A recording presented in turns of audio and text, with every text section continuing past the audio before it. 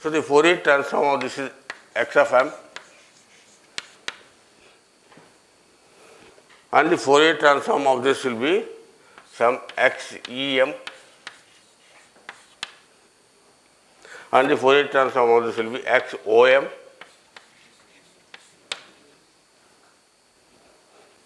In general, Fourier transform is a complex number. So xm is equal to some real m plus j imaginary m. I am using symbol x, but don't think it is a reactance or something, but maybe I should use some other symbol to avoid confusion. Let me call imaginary im.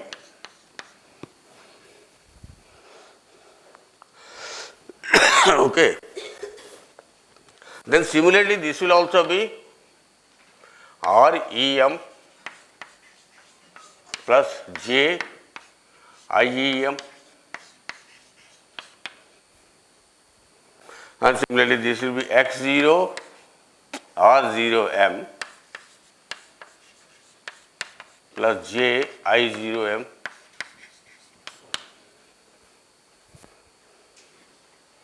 Now we have some results from the Fourier transform theory or Fourier series that if the function is real and even, since we are assuming this xn to be real, this will also be real, and we have made it even by choosing it in particular manner.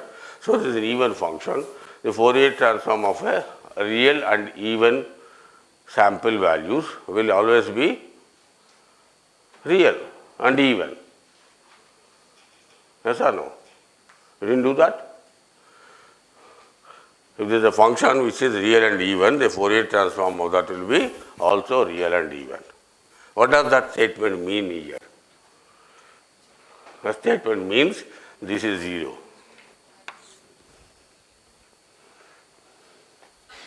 The conjugate statement to that will be, if it is odd, then obviously you will only have an even, imaginary one, and this one what is 0. Okay? So keep this in mind, and then what do? We will try to write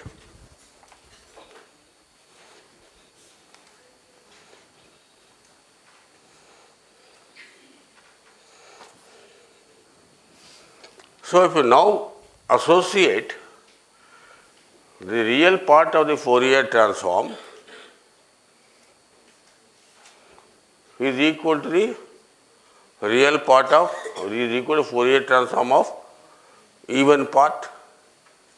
So Rm is equal to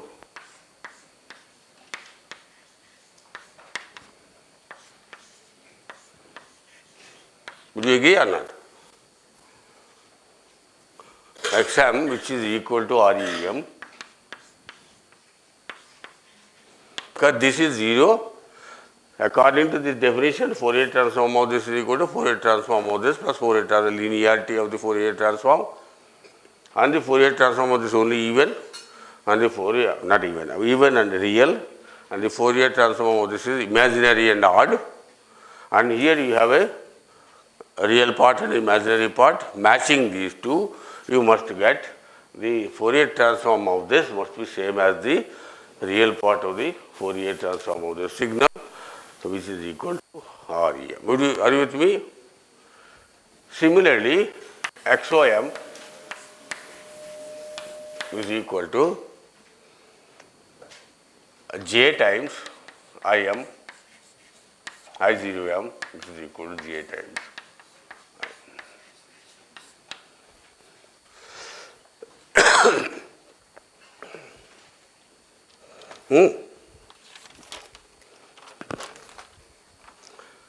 Keeping this is for general x of n. I didn't use any causality right now. Now let's get back to my finite causal signal. A causal signal will be, can I erase this now? Oh, let me keep it here.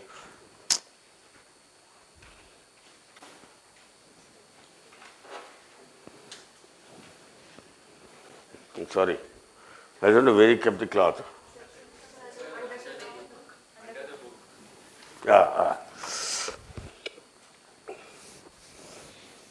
Now let me assume that Xn is cos alpha.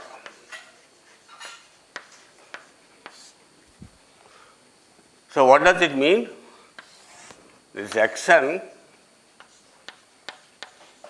has some x0, some x1, some x2, and so on and so forth. Let's say just stop it somewhere so that I can see what I am doing.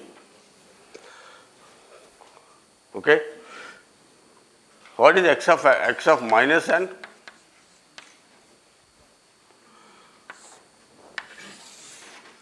There will be same value here. This value will come here, and this value will come here, and this value will come here, and this value will come here. This is 0, 1, 2, 3, 4, and here will be 0, minus 1, minus 2, minus 3, minus 4. Now what is XEM? This plus this divided by 2. So let us see what is XEM.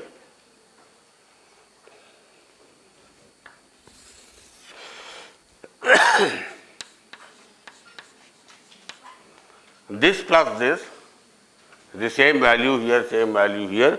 So I get the same value here by divided by 2. This will be some value and this is 0 here.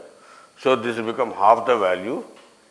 So if you call this as 1 and 2 and some 1 and 3 and 2 and 1. So this fellow will become equal to half.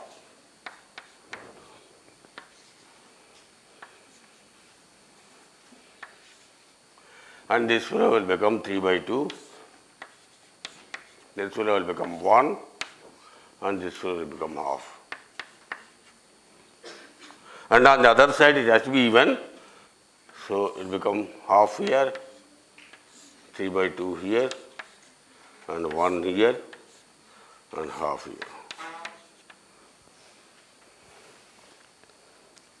What about x0m? You subtract this from this from this, divided by 2. When you subtract, what happens? This and this gets subtracted, becomes 0.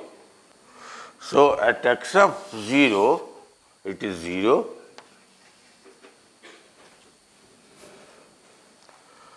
And this minus this is equal to half. And this minus 3 by 2. And this minus this is half. This minus this is half. What happens on this side? You are taking a minus. So 0 minus this. So it will become minus half. So it will become like this. It will become like this. It will become like this. Appropriate amplitudes. Which is satisfying because XEM has to be a function. So it has to be on the negative values on the negative side. So this is an even function as you can see, and this is an odd function.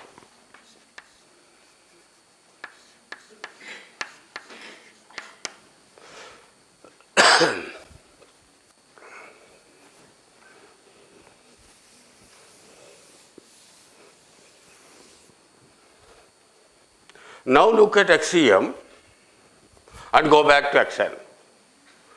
If you are given XEM, can you find Xn? You double it up, right? So Xn is equal to 2 times Xen.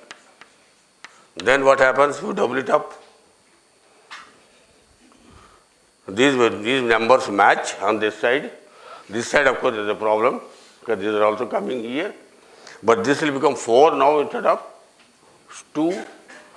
So from this, I subtract x0n.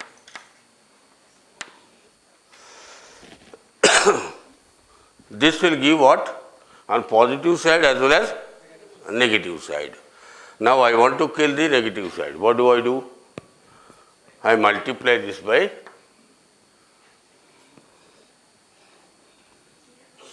u of n